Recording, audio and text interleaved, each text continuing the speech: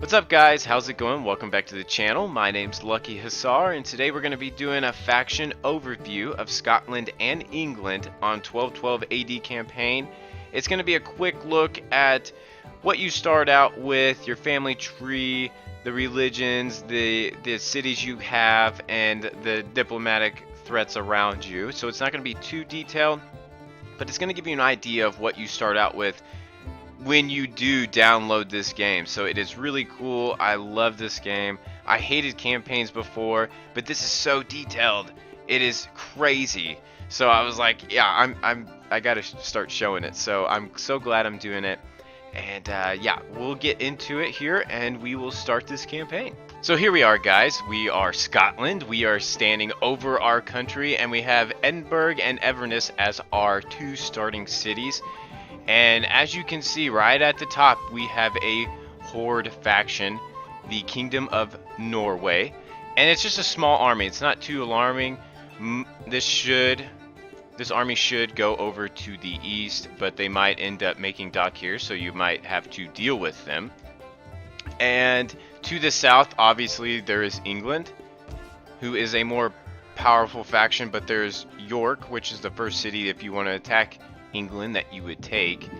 And to the west, Kingdom of Connacht, and what would be nowadays Ireland. So there is Dublin right there. And starting out, I looked at it before, and we cannot go in the ocean.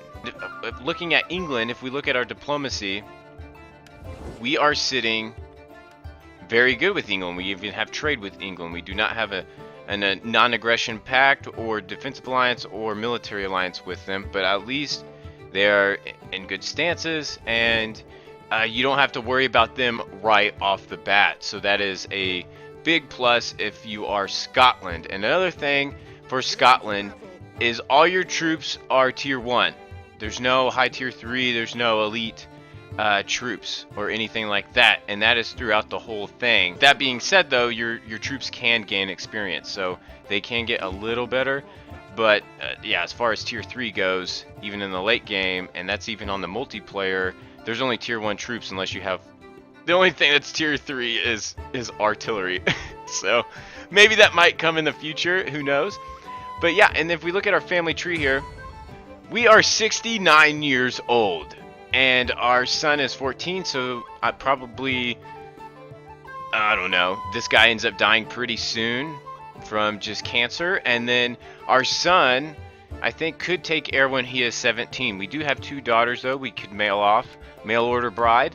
So that would always be good. If we wanted to get tight with England, we could probably mail our daughters off. Let's see, how old are they? 19 and 17, so they are perfect. Let's see, summary right here. Our treasury, you start out with 8,000. We are 100 million% Christianity or Catholic. We are not at war with anybody, but we don't have any alliances or anything, and only one trading partner, and that is because we do not have a dock. And I mean, it's not the worst thing in the world. A lot of countries do not have a port to trade, so you just need to build one. The only thing I would consider doing at the beginning of the campaign would be possibly fixing the sanitation, maybe helping out your public order a little bit, but predicted public order right from the start is +8, so it should go up 8 to 10 every time, and that's without an edict. So you could definitely put an edict in here to help with public order as well if you wanted to do that. Our food is 28 and 10 in Edinburgh, so definitely you'd want to, in order to build more buildings in the future, you would want to increase food somehow, with either being trade, but it would take food to build a dock and things like that. So that would be a big plus, would be food first, a dock second, more money third. So as far as army goes, you start off with 2 pikes, foot knights, sergeant, and 4 Scottish longbows and a night cav. And in Inverness, you start off with 2 sergeants, 4 Highlanders, and then some melee cav and a lance cav. So it's not the worst thing in the world. Yeah, I think that's it for Scotland. We are going to move on to England. So here we have England.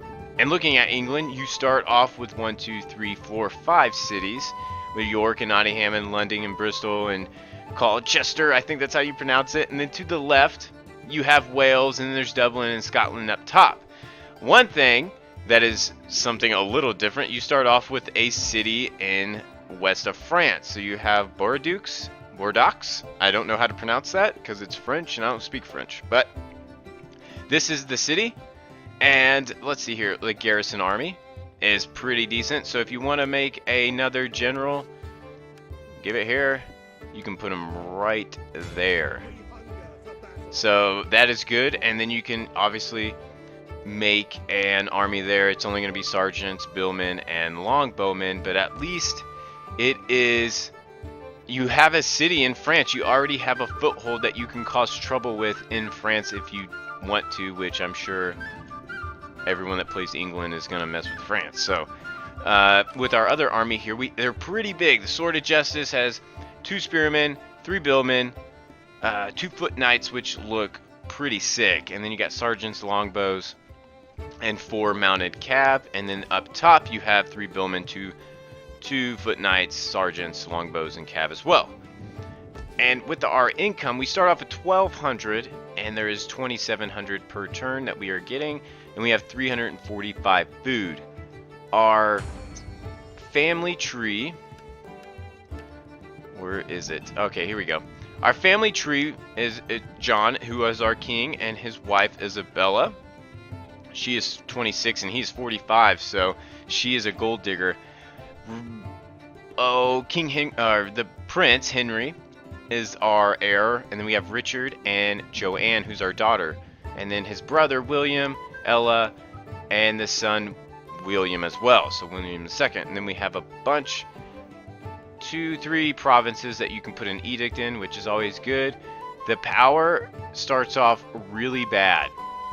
Current domination is 18%, power is 29%, and current control is 40%. So that is not very good. I'm sure there's ways to bump that up, but the diplomacy here, if we look at it, no one's pissed off at us, so that's a good thing.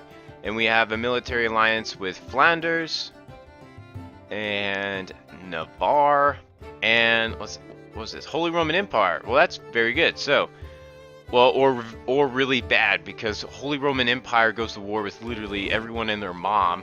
So, I mean, that could come back to backfire. But yeah, I mean, right off the start, you could anchor down this city down here, get it really good and prosperous, and hold it down, and then take over the whole United Kingdom. So that's just one way of playing it. Or you could take all your troops, go to Jerusalem, and then have fun. I mean, that's another way, so who knows. I think right off the bat it is a good place to start. It's a good faction, your first faction.